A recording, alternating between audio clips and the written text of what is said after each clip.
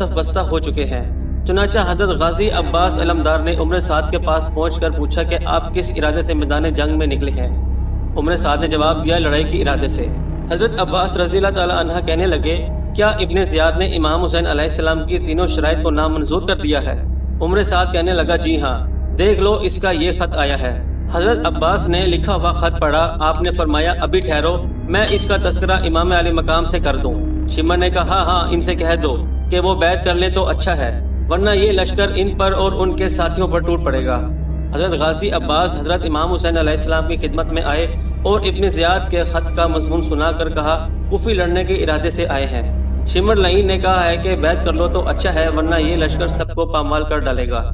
امام علی مقام امام حسین علیہ السلام نے فرمایا، جو خدا کو منظور ہے وہی ہوگا۔ تم ابن سعد کے پاس جا کر کہو کہ یہ وقت لڑائی کا نہیں ہے، اب رات ہونے کو ہے، آج کی رات شب عاشورہ ہے۔